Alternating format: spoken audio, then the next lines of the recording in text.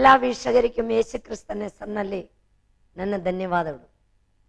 ನಾನು ಇವತ್ತು ನಿಮ್ಮೊಂದಿಗೆ ಮಾತಾಡಕ್ಕೆ ಇಷ್ಟಪಡಿನ ವಿಷಯ ದೇವರ ಹಸ್ತ,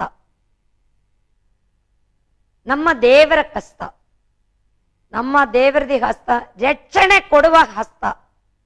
ಯೆಶಾಯ 59ನೇ ಅಧ್ಯಾಯ 1ನೇ ವಾಕ್ಯ. ಇಗೋ, ಯೆಹೋವನ ಹಸ್ತವು ರಕ್ಷಿಸಲಾರದಂತೆ ಮೋಟುಗೈಯಲ್ಲ. ಯೆಹೋವನ ಹಸ್ತವು ರಕ್ಷಿಸಲಾರದಂತೆ ಮೋಟು ಕೈಯಲ್ಲ. ನಮ್ಮ ದೇವರದಿ ಹಸ್ತ ಶಕ್ತಿಯುಳ್ಳ ಹಸ್ತವಾಗಿದೆ, ಬಲವುಳ್ಳ ಹಸ್ತವಾಗಿದೆ. ನಮ್ಮನ್ನು ರಕ್ಷಿಸುವಂಥದ್ದು ಆಗಿದೆ. ಎಂದ ಕಷ್ಟದಲ್ಲಿಯೂ, ಎಂದ ಸಮಸ್ಯೆಗಳಲ್ಲಿಯೂ, ಇಕ್ಕಟ್ಟುಗಳಲ್ಲಿಯೂ ನಮಗೆ ಸಹಾಯ ಮಾಡಿ ನಮ್ಮನ್ನು ರಕ್ಷಿಸುವ ಹಸ್ತವಾಗಿದೆ ನಮ್ಮ ಯೇಸುವಿನ ಹಸ್ತ. ನೀವು ನಂಬುತ್ತೀರಾ? ಪ್ರಿಯ ಜನಗಳೇ, ಪ್ರಿಯ ಸಹೋದರ ಸಹೋದರಿ, ನೀನು ನಂಬುತ್ತೀರಾ? ನನ್ನ ಯೇಸುವಿನ ಹಸ್ತ ಬಲವುಳ್ಳ ಹಸ್ತವಾಗಿದೆ, ಶಕ್ತಿಯುಳ್ಳ ಹಸ್ತವಾಗಿದೆ, ಮೊಳಗಳು ತರಕಪಟ್ಟ ಹಸ್ತವಾಗಿದೆ, ರಕ್ತ ಸುರಿಸಿದ ಹಸ್ತ. அந்த ஹஸ்தம் சொர்க்கம் தந்த சிம்மாசனம், பூமி தந்த ಪಾದವಟಮಾയിരിക്കുന്ന ಯೇಸುವಿನ ಹಸ್ತ. ಅದೆಂದ ಹಸ್ತವಾಗಿರ್ಬೋದು. ನೀ ಎಲ್ಲಿ ಕುತ್ಕೊಂಡು ಪ್ರಾರ್ಥನೆ ಮಾಡಿದಾലും, ನೀ ಎಲ್ಲಿ ಕುತ್ಕೊಂಡು ಕಣ್ಣೀರು ಸುರಿಸಿದಾലും ಆ ಹಸ್ತಂ ನಿನ್ನ ಮೇಲೆ ಬರ್ತತೆ. ನೀ ಇಲ್ಲಿ ಕುತ್ಕೊಂಡು ಪ್ರಾರ್ಥನೆ ಮಾಡಿದ ಸಾಕು, ಅಮೆರಿಕೆಯಲ್ಲಿನ ರೋಗಿಯೇ ಹೋಗಿ ನನ್ನ ಯೇಸು ಮುಟ್ಟುತ್ತೆ. ನೀ ಇಲ್ಲಿ ಕುತ್ಕೊಂಡು ಪ್ರಾರ್ಥನೆ ಮಾಡಿದ ಸಾಕು, ಲಂಡನ್ನಲ್ಲಿ ಕಾಯಿಲಾಗಿ ಬಿದ್ದಿರನವರೆಗೆ ಹೋಗಿ ನನ್ನ ಯೇಸು ಮುಟ್ಟುತ್ತೆ. ಅಂದ ದೊಡ್ಡ ಹಸ್ತವಾണ് ನನ್ನ ಯೇಸುವಿನ ಹಸ್ತ. ನೀ ಅದು ಅನುಭವಿಸಿ ನೋಡಬೇಕು. ಅನುಭವಿಸಿ ನೋಡಿದಾಲೆ ನಿನಗೆ ಗೊತ್ತಾಗುತ್ತೆ. ಸುಮ್ಮನೆ ಇನ್ನೊಬ್ರು ಹೇಳಿದ ನಿನಗೆ ಅರ್ಥ ಆಗೋದಿಲ್ಲ. ಅದು ಅನುಭವಿಸಿ ನೋಡಬೇಕು, ಸೌದು ನೋಡಬೇಕು. ಆವಾಗ ನಿನಗೆ ಸಂತೋಷವಾಗುತ್ತೆ. ನಮ್ಮ ದೇವರ ಹಸ್ತ ರಕ್ಷಣೆ ಕೊಡುವ ಹಸ್ತವಾണ്. ನೀ ನರಕದಲ್ಲಿ ಹೋಗಂಡೆ ನಿನ್ನನ್ನು ಕೈ ಹಿಡಿದು ಎಳೆದು ಸ್ವರ್ಗದಲ್ಲಿ ಕರ್ಕೊಂಡು ಹೋಗನ ಹಸ್ತವಾണ്. ನಿನಗೆ ರಕ್ಷಣೆ ಕೊಡುವ ಹಸ್ತವಾണ്. ನೀ ರೋಗ ಸೌಖ್ಯಕ್ಕಾಗಿ ಅಲ್ಲ ದೇವರನ್ನೇ ಕಂಡುಕೊಳ್ಳೋದು, ನಿನಗೆ ರಕ್ಷಣೆ ಸಿಕ್ಕಬೇಕು. ನನ್ನ ಹೆಸರು ಜೀವಪಾದ ಪಟ್ಟಿಯಲ್ಲಿ ಬರ್ಕೋಬೇಕು. ಯೇಸುವೇ, ನನ್ನ ಹೆಸರು ಜೀವಪಾದ ಪಟ್ಟಿಯಲ್ಲಿ ಬರ್ಕೋಬೇಕು. ನೀ ಅದೇ ಒಂದು ಆಸೆ ನಿನ್ನಲ್ಲಿ ಇರಬೇಕು. ನನಗೆ ನಿತ್ಯ ಜೀವ ಬೇಕು, ನನಗೆ ಸ್ವರ್ಗ ರಾಜ್ಯಕ್ಕೆ ಸೇರಬೇಕು. ಆ ಹಸ್ತ ಕೆಳಗಡೆ ನೀವು ಬನ್ನಿರಿ, ಆ ಶಿಲುಬೆ ಕೆಳಗಡೆ ಬನ್ನಿರಿ. ನಿನ್ನ ಶರೀರ ಆತ್ಮ ಪ್ರಾಣ ದೇವರಿಗೆ ಸಮರ್ಪಿಸಿರಿ. ಆ ಹಸ್ತದಿಂದ ನಿನ್ನೆ ರಕ್ಷಿಸುತ್ತೆ. ರಕ್ಷಿಸುವ ಹಸ್ತವಾണ് ನಮ್ಮ ಯೇಸುವಿನ ಹಸ್ತ. ಇನ್ನೊಂದು ಹಸ್ತವಾണ് ಸೌಖ್ಯಮಾക്കുന്ന ಹಸ್ತವೆಂದು ಯೇಸುವಿನ ಹಸ್ತ. ಮತ್ತಾಯಿ 8ನೇ ಅಧ್ಯಾಯ 2-3. ಒಬ್ಬ ಕುಷ್ಠರೋಗಿಯು ಯೇಸುವಿನ ಬಳಿಗೆ ಬಂದು ಒಬ್ಬ ಕುಷ್ಠರೋಗಿಯು ಯೇಸುವಿನ ಬಳಿಗೆ ಬಂದು ಆತನಿಗೆ ಅಡ್ಡ ಬಿದ್ದು ಸ್ವಾಮಿ, ನಿನಗೆ ಮನಸ್ಸಿದ್ದರೆ ನನ್ನನ್ನು ಶುದ್ಧ ಮಾಡಬಲ್ಲೆ ಎಂದನು. ನನ್ನನ್ನು ಶುದ್ಧ ಮಾಡಬಲ್ಲೆ.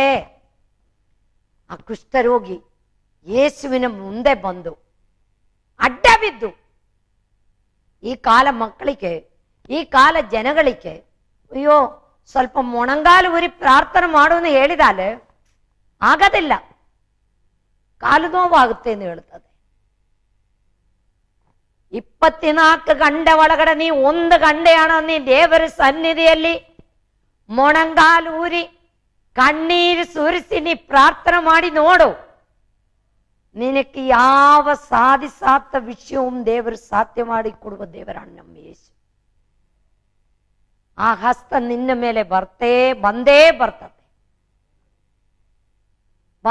ಬರ್ತತೆ ಆ ಹಸ್ತ. ಒಬ್ಬ ಕುಷ್ಠರೋಗಿ ಯೇಸುವಿನ ಬಳಿಗೆ ಬಂದು ಆತನಿಗೆ ಅಡ್ಡ ಬಿದ್ದು, ಸ್ವಾಮಿ, ನಿನಗೆ ಮನಸ್ಸಿದರೆ ನನ್ನನ್ನು ಶುದ್ಧ ಮಾಡಬಲ್ಲೆ ಎಂದರು. ಆತನು ಕೈ ನೀಡಿ ನೋಡು, ಆತನು ಕೈ ನೀಡಿ ಅವನನ್ನು ಮುಟ್ಟಿ, ನನಗೆ ಮನಸ್ಸುಂಡು ಶುದ್ಧನಾಗೋ. ನೀನು ದೇವರ ಹತ್ರ ಬಂದಿದ್ದಾಳೆ, ದೇವರು ನಿನ್ನ ಹತ್ರ ಬರ್ತದೆ. ನೀನ್ ಬರಬೇಕು ದೇವರ ಹತ್ರ ಬಂದಿದ್ದಾಲ್ ದೇವರು ನಿನ್ನ ಹತ್ರ ಬರ್ತದೆ. ದೇವರನ್ನ ನೀ ದೃಷ್ಟಿ ಇಟ್ಟು ನೋಡಿದಾಲ್ ದೇವರು ನಿನ್ನನ್ನು ದೃಷ್ಟಿ ಇಟ್ಟು ನೋಡ್ತದೆ. ದೇವರನ್ನೇ ನೀ ಸನ್ಮಾನಿಸಿದಾಲ್ ದೇವರು ನಿನ್ನನ್ನು ಸನ್ಮಾನಿಸುತ್ತೆ. ನೀ ದೇವರ ಹತ್ರ ಬಂದು ಅಡ್ಡ ಬಿದ್ದು ದೇವರ ಸನ್ನಿಧಿಯಲ್ಲಿ ಕಣ್ಣೀರು ಸುರಿಸಿ ಪ್ರಾರ್ಥನೆ ಮಾಡುವಾಗ ದೇವರಿಗೆ ಹಸ್ತ ನಿನ್ನ ಮೇಲೆ ಬಂದು, ನಿನಗೆ ಎಂದ ಕಾಯಿಲಿದೆಯಲ್ಲ, ನಿನಗೆ ಕುಷ್ಠವಾಗಲಿ, ಕ್ಯಾನ್ಸರ್ ಆಗಲಿ, ಪ್ಯಾರಾಲಿಸಿಸ್ ಆಗಲಿ, ನಿನಗೆ ತೀರಾത്ത ಎಂದ ರೋಗವಿರಲಿ, ಎಂದ ನೋವಿರಲಿ, ಎಂದ ಸಮಸ್ಯೆ ಇರಲಿ, தேவரதி ஹஸ்தம் நின்ன மேலே பர்த்ததே. எனக்காகி மலகள் தரைக்கப்பட்ட கரம், எனக்கு வேண்டி ரத்த சுரிಸಿದ கரம் ನಿನ್ನ ಮೇಲೆ ಬರ್ತದೆ. ಆ ಪರಿಶುದ್ಧಾತ್ಮ ನಿನ್ನೆ ಮುಟ್ಟತೆ, ಆ ಪರಿಶುದ್ಧಾತ್ಮ ನಿನಗೆ ವಾಸಿ ಮಾಡ್ತತೆ, ಆ ಪರಿಶುದ್ಧಾತ್ಮ ನಿನಗೆ ಶಾಂತಿ ಸಮಾಧಾನ ಕೊಡ್ತತೆ, ಆ ಪರಿಶುದ್ಧಾತ್ಮ ನಿನ್ನ ಕರಿಬೇಕು, ಬೇಡ್ಕೋಬೇಕು. ಬೇಡಿಕೊಳ್ಳ್ರಿ ನಿಮ್ಗೆ ದೊರೆಯದು, ಹುಡುಕಿರಿ ನಿಮಗೆ ಸಿಕ್ಕುದು, ತಟ್ಟಿರಿ ನಿಮ್ಗೆ ತೆಗೆದೆಂದು ಹೇಳಿದ ದೇವರಾಣ ನಮ್ಮ ಯೇಸು ಸ್ವಾಮಿ. ನೀ ಬೇಡ್ಕೋಬೇಕು. ದೋಷಿಗಳಾಯ ನಮ್ಮ ತಂದೆ ತಾಯಿಗಳು ನಮ್ಗೆ ಒಳ್ಳೆ ಪದಾರ್ಥಗಳನ್ನು ಕೊಡ್ತಾ ಇದೀವಿ, ನನ್ನ ಹತ್ರ ಬೇಡಿಕೊಳ್ಳುವ ಮಕ್ಕಳಿಗೆ ಎಷ್ಟೋ ಅಧಿಕವಾಗಿ ನಾನು ಕೊಡ್ತೀನಿ ಹೇಳಿದ ದೇವರಾಣ ನಮ್ಮ ದೇವರು. ಆ ಪರಿಶುದ್ಧಾತ್ಮನ ಅಭಿಷೇಕ ನಮ್ಮ ಮೇಲೆ ಇರಬೇಕು, ಆ ಪರಿಶುದ್ಧಾತ್ಮನ ಶಕ್ತಿ ನಮ್ಮ ಮೇಲೆ ಇರಬೇಕು. ಆವಾಗ ನೀ ಏನ್ ಬೇಡಿಕೊಂಡಿದ್ದಾಲು ನಿನ್ನ ಮುಂದೆ ಒಂದು ಸೈತಾನಿಕೆ ನಿಲ್ಲಕ್ಕಾಗದಿಲ್ಲ. ನೀತಿ ಸೂರ್ಯನಾದ ದೇವರು ನಿನ್ನಲ್ಲಿ ವಾಸ ಮಾಡ್ತತೆ. ಆ ಹಸ್ತ ನಿನ್ನ ಮೇಲೆ ಬರ್ತತೆ, ಅವನ್ ನಿನಗೆ ಸೌಖ್ಯ ಕೊಡ್ತತೆ. ಆ ಸೌಖ್ಯದಾಯಕನಾಗ ದೇವರ ಮುಂದೆ ಬಂದು ನೀ ಅಡ್ಡ ಬಿದ್ದು ದೇವರನ್ನೇ ಆರಾಧನೆ ಮಾಡೋದು, ಸ್ತುತಿ ಮಾಡೋದು ಮಾಡಿದಾಲ್ ದೇವರು ನಿನಗೆ ಎಲ್ಲಾ ವಿಧ ಆಶೀರ್ವಾದವೂ ಕೊಡ್ತದೆ.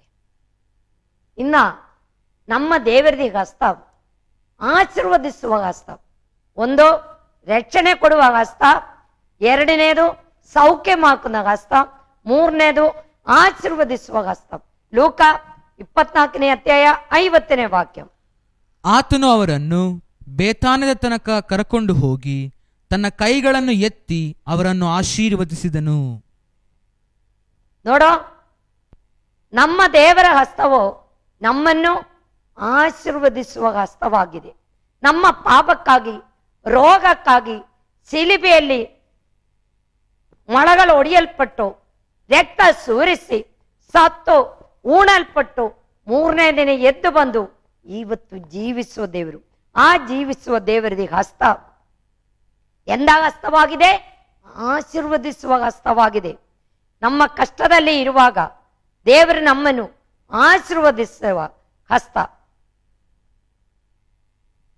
ನಾವು ದೇವರ ಸನ್ನಿಧಿಯಲ್ಲಿ ಮೊರೆ ಇಡಬೇಕು. ಆತನು ಕರುಣೆಯುಳ್ಳ ದೇವರಾಡು. ಆ ಹಸ್ತವು ಚಾಚಿ ನಮ್ಮನ್ನು ಏನ್ ಮಾಡ್ತತೆ? ಆಶೀರ್ವದಿಸುತ್ತೆ. ನಾವು ಕಣ್ಣೀರು ಸುರಿಸಬೇಕು. ಕಣ್ಣೀರು ಸುರಿಸಿ ದೇವರ ಸನ್ನಿಧಿಯಲ್ಲಿ ಬಂದು ನಮ್ಮ ಕಷ್ಟಗಳು, ಕಾಯಿಲೆಗಳು, ರೋಗಗಳು, ದುಃಖಗಳು, ಸಮಸ್ಯೆಗಳು ಏನಿದೆಯೋ ಅದು ಬೇಡ್ಕೋಬೇಕು. ಬೇಡಿಕೊಳ್ಳುವಾಗ ದೇವರದಿಯ ಕರಂ ಚಾಚಿ ನಮ್ಮನ್ನು ಆಶೀರ್ವದಿಸುತ್ತೆ. ಇನ್ನು ಯಾರ ಕೈಲೂ ನಮ್ಮನ್ನು ಆಶೀರ್ವದಿಸಕ್ಕಾಗೋದಿಲ್ಲ. ಯೇಸು ಒಬ್ಬನೇ ನಮ್ಮ ಆಶೀರ್ವದಿಸುವ ದೇವರು. ಯೇಸು ಒಬ್ಬನೇ ನಮಗೆ ಸೌಖ್ಯ ಕೊಡುವ ದೇವರು. ಯೇಸು ಒಬ್ಬನೇ ನಮ್ಮ ರಕ್ಷಣೆ ಕೊಡುವ ದೇವರು. ನಮ್ಮ ರಕ್ಷಣೆ ಕೊಡುವ ದೇವರು ಯೇಸು. ಈಗ ಒಬ್ಬನ್ ಬಾವಿಯಲ್ಲಿ ಬಿದ್ದಿದ್ದು, ನಾನು ಮೇಲೆ ನಿಂತುಕೊಂಡು ಮೇಲೆ ಬಾ ಅಂತ ಹೇಳಿದಲ್ಲ, ಅವನು ಎಲ್ಲಿ ಬರಕ್ಕಾಗುತ್ತೆ? ಏನಣ ಮಾಡಿ ಏಣಿ ಹಾಕಿ ಇಳಿದೋ, ಅಗ್ಗೆ ಹಾಕಿ ಕೊಟ್ಟಿದೋ, ಏನಣ ಮಾಡಿ ಅವನೇ ಮೇಲಕ್ಕೆ ತಂದನಗ. ಆಮೇಲೆ ನಾವೇನು ಹೇಳ್ತತೆ? ಅಯ್ಯೋ ಅವನ್ನೇ ಪ್ರಾಣನ್ ನಾವು ಉಳಿಸಿದು.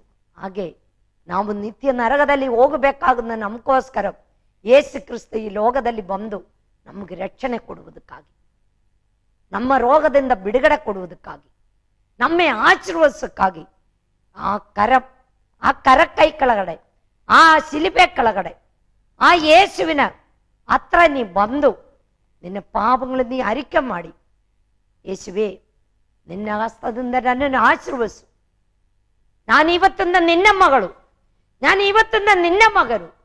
ನೀನ್ ದೇವರ ಸನ್ನಿಧಿಯಲ್ಲಿ ಬೇಡ್ಕೋಬೇಕು.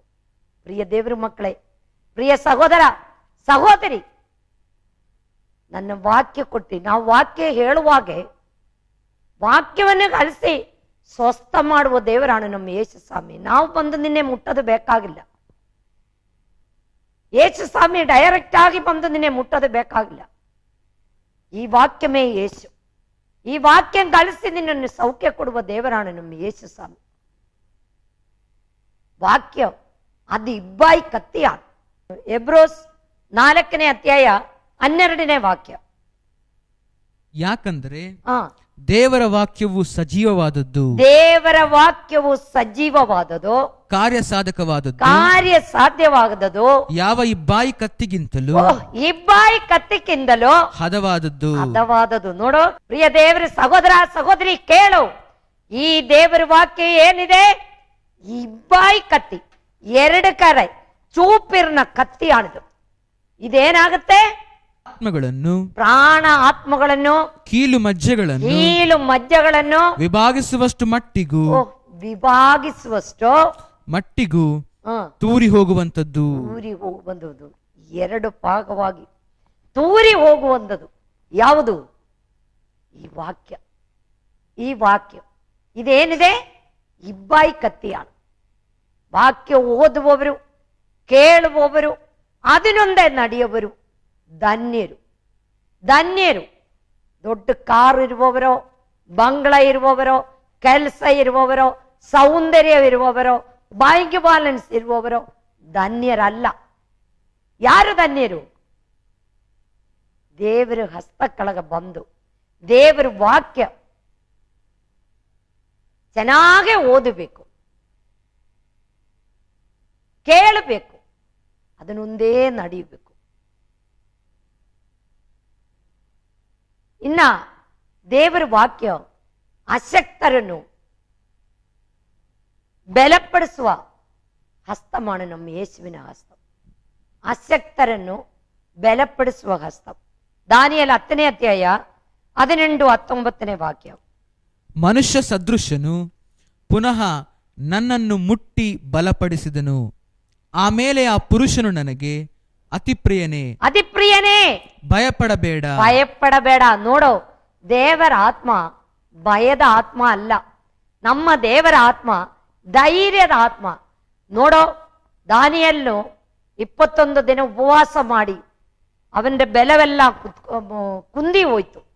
ಕುಂದಿ ಹೋಗುವಾಗ ಯೇಸು ಸ್ವಾಮಿ ಅವನ ಹತ್ರ ಬಂದು, ದೇವರಿಗೆ ನಾವು ನಮ್ಮ ಕಾಯಿಲ್ನಲ್ಲಿ ಕಷ್ಟದಲ್ಲಿ ನಾವು ಬೆಲ ಕುಂದಿ ಹೋಗುವಾಗ ಕುತ್ಕೊಂಡೇ ಇರುವಾಗ ದೇವರಿಗೆ ನಾವು ಪ್ರಾರ್ಥನೆ ಮಾಡಿದರೆ ದೇವರ ಹಸ್ತವು ನಮ್ಮನ್ನು ಮುಟ್ಟಿ ಬಲಪಡಿಸುತ್ತದೆ. ನಮ್ಮನ್ನು ಬಲಪಡಿಸುವ ಹಸ್ತವಾണ് ಯೇಸುವಿನ ಹಸ್ತ. ಇನ್ನು ಯಾರು ಹಸ್ತവും നമ്മെ മുട്ടിതാൽ നമുക്ക് ബല ಬರುವುದಿಲ್ಲ. ನಮ್ಮ ದೇವರದೇ ಹಸ್ತ ಮುಟ್ಟಿದಾൽ ನಮಗೆ ಬೆಲೆ ಕೊಡುತ್ತದೆ. ಹಾಗೆ ದಾನಿಯೇಲನು ಒಂದರ ಸುಸ್ತಾಗಿ ಬಹಳ ಬೆಲಗೀನನಾಗಿ ಕುತ್ಕೊಳ್ಳುವಾಗ ಯೇಸು ಸ್ವಾಮಿ ಅವನೇ ಮುಟ್ಟಿ ಹೇಳ್ತಾ ಇದೆ, ದಾನಿಯೇಲನೇ ಭಯಪಡಬೇಡ. ಓದು ಮಗ. ಭಯಪಡಬೇಡ, ನಿನಗೆ ಸಮಾಧಾನವಿರಲಿ, ನಿನಗೆ ಸಮಾಧಾನವಾಗಿರಲಿ, ಬಲಗೊಳ್ಳು ಎಂದು ಹೇಳಿದನು. ಬೆಲಕೊಳ್ಳು. ನಾವು ನಮಗ ಬೆಲಂ ಕೊಡುವ ದೇವರಾണ് ನಮ್ಮ ಯೇಸು ಸ್ವಾಮಿ. ಬೆಲವಿಲ್ಲದೆ ನಾವು ಬಹಳ ಕಾಯಿಲ್ನಲ್ಲಿ ನರಳಾಡಿ ಎದ್ದೊಳಕ್ಕಾಗದಿಲ್ಲದೆ ಕುತ್ಕೊಳ್ಳಕ್ಕಾಗದಿಲ್ಲದೆ ನಮ್ಮ ಜೀವದ ಕಾಲ ಕಳೆಯುವ ಟೈಮ್ನಲ್ಲಿ ನಾವು ಕಣ್ಣೀರಿಂದ ದೇವರ ಹತ್ರ ಬೇಡಿಕೊಂಡಿದ ಸಾಕು, ದೇವರೇ ನೀನು ನನಗೆ ಬೆಲೆ ಕೊಡಬೇಕು. ಆ ಹಸ್ತ ಚಾಚಿ ನಮ್ಮನ್ನು ಬಲಪಡಿಸುವ ಹಸ್ತವಾണ് ದೇವರ ಹಸ್ತ. ಬೆಲಗೀನನಾಗಿ ಕುತ್ಕೊಂಡಿರುವಾಗ ಅವನನ್ನು ಮುಟ್ಟಿ ಬಲಪಡಿಸಿ ಹಸ್ತವಾണ്, ಬಲಪಡಿಸಿದ ಹಸ್ತವಾണ് ಯೇಸುವಿನ ಹಸ್ತ. ದಾನಿಯೇಲನಿಗೊಬ್ಬರಿಗಲ್ಲ, ನಮ್ಮ ಪ್ರತಿಯೊಬ್ಬರಿಗೂ ನಾವು ದೇವರ ಸನ್ನಿಧಿಯಲ್ಲಿ ಕಣ್ಣೀರು ಸುರಿಸಿ ಪ್ರಾರ್ಥನೆ ಮಾಡಿದ ಸಾಕು. ನಮ್ಮ ಅವಶ್ಯ ಭಾರಗಳು ದೇವರ ಸನ್ನಿಧಿಯಲ್ಲಿ ಇಡಬೇಕು, ಮನುಷ್ಯರ ಮುಂದೆ ಹೇಳಬೇಡ. ಪ್ರಭುಕನ್ಮಾರಲ್ಲೇ ನೀ ಆಶ್ರಯ ಮಾಡಕ್ಕೆ ಹೋಗ್ಬೇಡ. ಯಾವ ವ್ಯಕ್ತಿಗಳ ಮುಂದೆ ನೀ ಆಶ್ರಯ ಮಾಡಕ್ಕೆ ಹೋಗ್ಬೇಡ.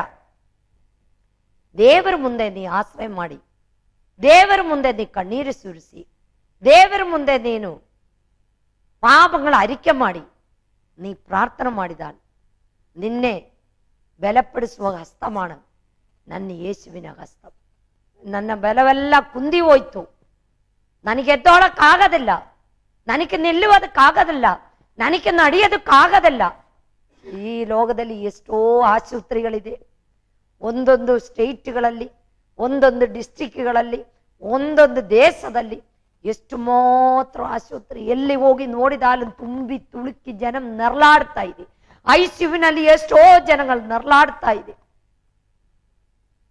ಸುಸೈಡ್ ಮಾಡಕ್ಕೆಲ್ಲ ರೆಡಿ ಮಾಡಿಕೊಂಡು ಎಷ್ಟೋ ಜನಗಳು ನರಳಾಡ್ತಾ ಇದೆ. കടഭാരങ്ങളാൽ, രോഗങ്ങളാൽ.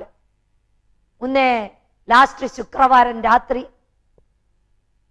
ಸತ್ಯವೇದ ಚಾನೆಲ್ ನಮ್ಮ ಕರ್ನಾಟಕ ಸ್ಟೇಟ್ನಲ್ಲಿ ಬಂದಿದೆ. ಎಷ್ಟು ಒಳ್ಳೇದಾಯ್ತು ಅಂತ ಯೋಚನೆ ಮಾಡಿ ನಾನು ಕಣ್ಣೀರಿಂದ ಪ್ರಾರ್ಥನೆ ಮಾಡಿದ್ದು.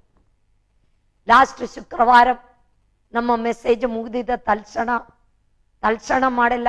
ರಾತ್ರಿ 9 ಗಂಟೆ ಆಯ್ತು ನನಗೊಂದು ಫೋನ್ ಬೆಳ್ಳಾರಿಯಿಂದ ಬಂದು, ಅನೇಕ ಫೋನ್ಗಳು ಬರ್ತಾ ಇದೆ. ಬೆಳ್ಳಾರಿಯಿಂದ ಒಂದು ಫೋನ್ ಬಂದಿದ್ದು, ಅಮ್ಮ ನಾನು ಸುಸೈಡ್ ಮಾಡಿ ಈ ಲೋಕದಲ್ಲಿ ಇನ್ನು ಜೀವಿಸೋದೇ ಬೇಡ, ನಾನು ಬಹಳ ಸಾಲಿನಲ್ಲಿ ಮುಳುಗಿ ಹೋಯ್ತು, ನಾನೊಂದು ಕಂಡಕ್ಟರ್ ಆಣ, ಮನೆ ಕೆಟ್ಟಿನ ಮನುಷ್ಯ, ನಾನು ಅನೇಕ ಬಿಲ್ಡಿಂಗ್ಗಳು ಕಟ್ಟಿ ನನಗೆ ಬಹಳ ದುಡ್ಡು ಬರಕ್ಕಿದೆ, ಹೇಳಿದಾಳು ಕೊಡೋದಿಲ್ಲ, ನಾನು ಏನು ಮಾಡಬೇಕು ಅಂತ ಗೊತ್ತಿಲ್ಲ. ನಾನು ನಿರ್ಧಾರ ತಗೊಂಡಿದ್ದು ಕೂತ್ಕೊಳ್ಳುವಾಗ ನಿನ್ನ ಮೆಸೇಜು ಪ್ರಾರ್ಥನೆ ಹೇಳಿ ನಾನು ಸುಸೈಡ್ ಮಾಡಿದ ಸ್ಟಾಪ್ ಮಾಡಿದ್ದು. ನೀನು ನನಗಾಗಿ ಪ್ರಾರ್ಥನೆ ಮಾಡುವುದು ಹೇಳಿ ನನಗೆ ಫೋನ್ ಮಾಡಿದ್ದು. ನಾನು ಅಪ್ಪನಿಗೆ ಪ್ರಾರ್ಥನೆ ಮಾಡಿ ಅವನಿಗೆ ನೀತಿ ನ್ಯಾಯ ಬೋಧನೆ ಎಲ್ಲ ಹೇಳಿ ಅವನು ಬೆಲಕೊಂಡಿದ್ದು. ಒಂದರ ಶಕ್ತಿ ಅವನಿಗೆ ಬಂದಿದ್ದು. ನಿನ್ನೆ ರಾತ್ರಿ ಇನ್ನು ಅವನು ಪುನಃ ನನಗೆ ಫೋನ್ ಮಾಡಿ, ಅಮ್ಮ ನಾನೀಗ ಬಹಳ ಸಂತೋಷದಲ್ಲಿ ಇದೆ, ಇನ್ನೊಂದು ಬಿಲ್ಡಿಂಗ್ ನನಗೆ ಕಟ್ಟೋದಕ್ಕೆ ಸಿಕ್ಕಿದು, ನನ್ನ ಮನೆಯವರಿಗೆ ರಾತ್ರಿ ಎಲ್ಲ ಭಯ ಆಗ್ತಾ ಇದೆ, ಬಹಳ ಸಾಲ ಮಾಡಿದು, ಬಹಳ ಭಯ ಪಡ್ತಾ ಇದೆ. ಆಮೇಲೆ ಅವಳ ಕೈ ಫೋನ್ ಕೊಟ್ಟಿದ್ದು, ಅವಳಿಗಾಗಿ ಪ್ರಾರ್ಥನೆ ಮಾಡುವಾಗ ಅವಳಿಗೆ ಹೇಳಿದು, ನಾನೀಗ ಒಂದರ ಅಳಾರ ಆಯ್ತು, ನನ್ನ ಮೈ ಮೇಲೇನೇನೋ ಒಂದು ಭಾರ ಹೋಯ್ತು. ಅವಳು ಅಳುತ್ತೋண்டு ನನಗೆ ಹೇಳಿದು. ಪ್ರಿಯ ಸಹೋದರ ಸಹೋದರಿ, ದೇವರಲ್ಲ ಸತ್ಯವಾದ ಯಾವುದೂ ಇಲ್ಲ. ನೀನು ದೇವರ ಸನ್ನಿಧಿಯಲ್ಲಿ ಬಂದು ದೇವರು ನಿನಗೆ ಪರಿಪೂರ್ಣ ಬಿಡುಗಡೆ ಕೊಡುವ ದೇವರಾണ്. ದೇವರು ನಿನಗೆ ಎಲ್ಲಾ ವಿಧದಲ್ಲಿ ನೀ ಬೆಲೆ ಕುಂದಿ ಹೋಯ್ತು ಅಂತ പറഞ്ഞു ಕುತ್ಕೋಬೇಡ. ದೇವರ ಸನ್ನಿಧಿಯಲ್ಲಿ ಬಂದು ಕಣ್ಣೀರು ಸುರಿಸಿದಾಲ್ ದೇವರದಿ ಕರಂ ನಿನ್ನನ್ನು ಬೆಲೆ ಕುಂದಿದವರನ್ನು ಸುಸ್ತಾಗಿ ಕುತ್ಕೊಂಡಿರುವಾಗ ದೇವರಿಗೆ ನಾವು ಪ್ರಾರ್ಥನೆ ಮಾಡಿದೆ. ದೇವರ ಹಸ್ತವು ನಮ್ಮನ್ನು ಮುಟ್ಟಿ ಬಲಪಡಿಸುವ ಹಸ್ತವಾണ് ನಮ್ಮ ಯೇಸುವಿನ ಹಸ್ತ. ಆ ಹಸ್ತ ಕೆಳಗಡೆ ನೀವು ಬನ್ನಿರಿ, ಆ ಶಿಲುಬೆ ಕೆಳಗಡೆ ಬನ್ನಿರಿ, ಯೇಸುವಿನ ದೃಷ್ಟಿ ಇಟ್ಟು ನೋಡಿರಿ.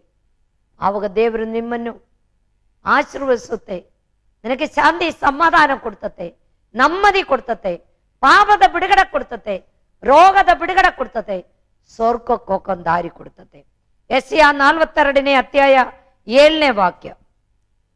ಯೆಹೋವನೆಂಬ ನಾನು ನನ್ನ ಧರ್ಮದ ಸಂಕಲ್ಪಾನುಸಾರವಾಗಿ ನಿನ್ನನ್ನು ಕರೆದು ಕೈ ಹಿಡಿದು ಕಾಪಾಡಿ ನನ್ನ ಜನರಿಗೆ ಒಡಂಬಡಿಕೆಯ ಆಧಾರವನ್ನಾಗಿಯೂ ಅನ್ಯ ಜನಗಳಿಗೆ ಬೆಳಕನ್ನಾಗಿಯೂ ನೇಮಿಸಿದ್ದೇನೆ. ಅನ್ಯ ಜನಗಳಿಗೆ ಬೆಳಕನ್ನಾಗಿಯೂ ನಾನು ನಿನ್ನನ್ನು ನಿಯಮಿಸಿದನು.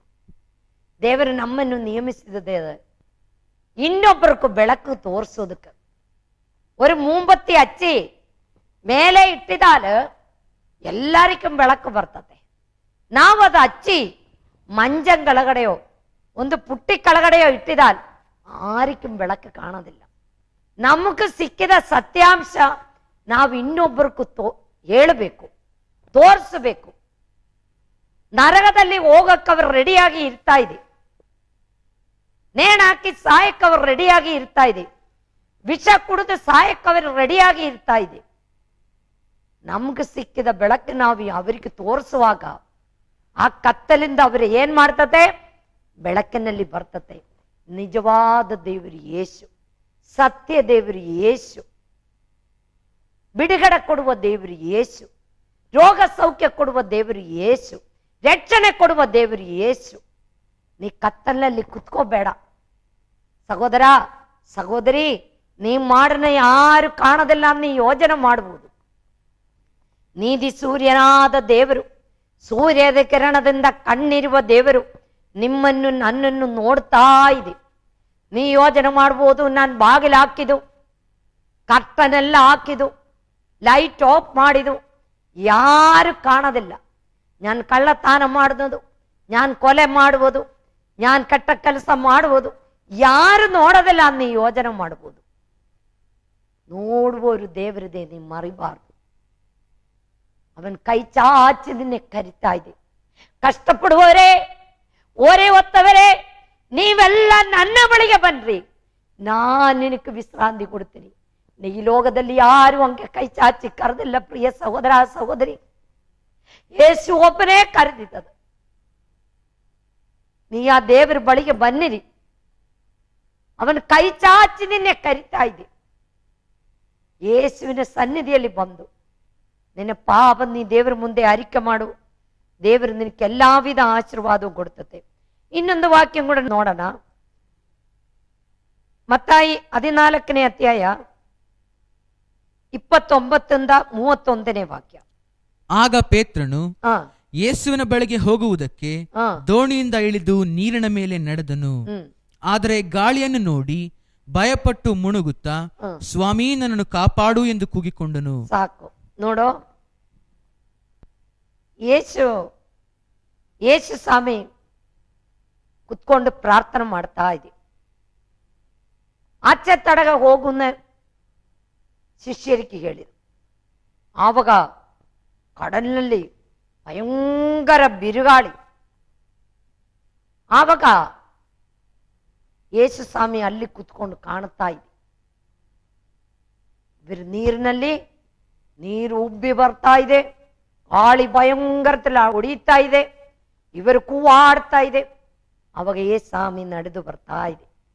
ನಡೆದು ಬರುವಾಗ ಇವರು ಯೋಜನೆ ಮಾಡಿ ಭೂದಂ ಬರ್ತಾ ಇದೆ, ಭೂದಂ ಭೂದಂ ಭೂದವನ್ನು ಬರ್ದು ಅವ್ರಿಗೆ ಕೂವಾಡಿದೆ, ಚಿಕ್ಕ ಮಕ್ಕಳ ಅಳುತ್ತನಗೆ. ಅವಾಗ ಯೇಸು ಸ್ವಾಮಿ ಹೇಳಿದ್ರು, ನಾನು ಅವಾಗ ನೀನಾಣೆ ನಾನು ಬರ್ತೀನಿ ಬಾ. ಹೇಳಿದ ತಕ್ಷಣವೇ ಅವನು ಅಲ್ಲಿ ಇಲ್ಲಿ ನೋಡಿಲ್ಲ, ಯೇಸುವಿನ ಮುಖ ನೋಡಿ ನೀರಿನಲ್ಲಿ ಇಳಿದು ಬಿಟ್ಟು ಮುಖ ನೋಡ್ಕೊಂಡು ಅವನ್ ನಡೆದಿದ್ದು. ಆಮೇಲೆ ಅವನ ಅಲ್ಲಿ ಇಲ್ಲಿ ನೋಡುವಾಗ ಬಿರುಗಾಳಿ ನೀರು ಉಬ್ಬಿ ಬರ್ನದು ನೋಡಿ ಎದುರು ಬಿಟ್ಟು ಅವನ್ ಭಯಪಟ್ಟು ಕೆಳಗಡೆ ಇಳಿಯೋಕೆ ಶುರುವಾಯ್ತು. ಆವಾಗ ನಮ್ಮ ದೇವರದಿ ಆ ಹಸ್ತಂ ಚಾಚಿ ಅವನೇ ಏನ್ ಮಾಡಿದು? ಹಿಡಿದಿದು. ನಿನ್ನ ಜೀವಿತದಲ್ಲಿ ನಿನಕ್ಕೆ ಅನೇಕ ಸಮಸ್ಯೆಗಳು ಬರ್ತತೆ, ಅನೇಕ ಕಾಯಿಲೆಗಳು ಇರ್ತತೆ. ನೀ ಹಾಳಾಗಿ ಹೋಗಕ್ಕೆ ನನ್ನ ದೇವರು ನಿನ್ನೆ ಬಿಡದಿಲ್ಲ. ನೀ ಕೂವಾಡಿ ಅಳುಬೇಕು, ದೇವರ ಸನ್ನಿಧಿಯಲ್ಲಿ ಬರಬೇಕು, ನಿನ್ನ ಪಾಪಗಳು ಒಪ್ಪಿಕೊಂಡು ಅರಿಕೆ ಮಾಡಬೇಕು. ದೇವರು ನಿನ್ನನ್ನು ನೋಡೋ ಆ ಹಸ್ತಂ ಚಾಚಿ ನಿನ್ನೆ ಹಿಡಿತದೆ. ನೀ ಹಾಳಾಗಿ ಹೋಗೋದಕ್ಕೆ ಬಿಡದಿಲ್ಲ.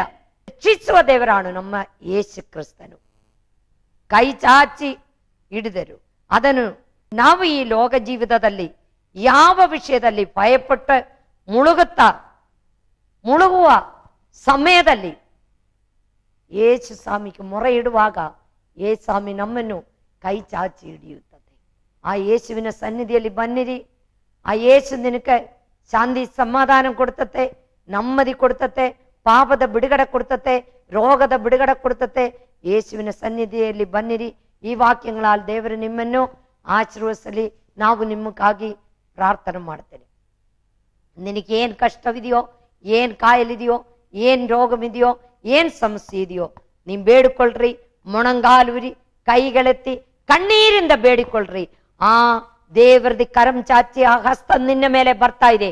ಹಾಲೇಲುಯಾ, ಸ್ತೋತ್ರ ಸ್ತೋತ್ರ ಸ್ತೋತ್ರ. ಪ್ರೀತಿಯುಳ್ಳ ಸ್ವರ್ಗೀಯ ತಂದೆ ಆ ದೇವರೇ, ಕಷ್ಟದಲ್ಲಿ, ಕಾಯಿಲೆನಲ್ಲಿ, ರೋಗದಲ್ಲಿ, ದುಃಖದಲ್ಲಿ, ಸಮಸ್ಯೆಯಲ್ಲಿ ಕರ್ತಾವೆ ಎಷ್ಟೋ ಜನಗಳು ಈ ಲೋಕದಲ್ಲಿ ನರಳಾಡ್ತಾ ಇದೆಪ್ಪ. ಅಪ್ಪ ನಾನು ಕರ್ತಾವೆ ಈ ಲೋಕಮೇ ಬೇಡ ಅಂತ പറഞ്ഞ് ಎಷ್ಟೋ ಜನಗಳು ನರಳಾಡ್ತಾ ಇದೆಪ್ಪ. ಶಾಂತಿ ಸಮಾಧಾನವಿಲ್ಲ, ಅದು ನರಳಾಡ್ತಾ ಇದೆಪ್ಪ. അവരൊന്നിಗೆ നീ മാതാടപ്പ. യേശുവേ അപ്പ ഇതാ എന്റെ യേശുവിന്റെ കരം നിന്റെ മേലെ ಬರ್ತಾ ಇದೆ. എനിക്ക് വേണ്ടി മളകൾ തറയ്ക്കപ്പെട്ട കരവിതാ നിന്റെ മേലെ ಬರ್ತಾ ಇದೆ. എനിക്ക് വേണ്ടി പരിശുദ്ധാത്മനെ അവരെ മുട്ടോ, പരിശുദ്ധാത്മനെ അവരെ മുട്ടോ. അവർക്ക് ಬಿಡುಗಡೆ ಕೊಡು, ಶಾಂತಿ ಕೊಡು, ಸಮಾಧಾನ ಕೊಡು, ನೆಮ್ಮದಿ ಕೊಡು, ಪಾಪದ ಬಿಡುಗಡೆ ಕೊಡು. ಯೇಸುವೇ ನಿನಗೆ ಸ್ತೋತ್ರಪ್ಪ. ನಿನ್ನ ಅದ್ಭುತಕರ ಅವರ ಮೇಲೆ ಚಾಚದಕ್ಕಾಗಿ ಸ್ತೋತ್ರ. ಯೇಸು ಕ್ರಿಸ್ತನ ಹೆಸರಿನಲ್ಲಿ ಬೇಡಿಕೊಳ್ತಾ ಇದೆ ತಂದೆಯೇ, ಆಮೇನ್. ನಮ್ಮ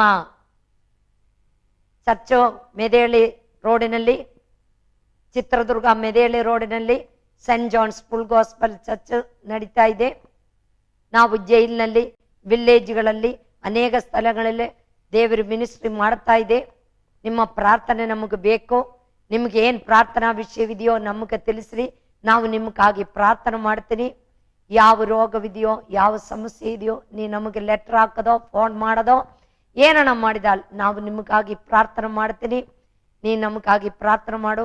അതുപോലെ ನಿಮ್ಗೆ ಸೇವೆಗೆ ಏನೇನು ಕೊಡಕ್ಕೆ ಇಷ್ಟವಿದೆಯಲ್ಲ, ನೀವೆಷ್ಟೋ ದುಡ್ಡು ವೆಡ್ಡಿಂಗ್ ಆನಿವರ್ಸರಿ, ಬರ್ತ್ಡೇ ಏನೆல்லாம் ದುಡ್ಡುಗಳು ಖರ್ಚು ಮಾಡ್ತಾ ಇದೆ.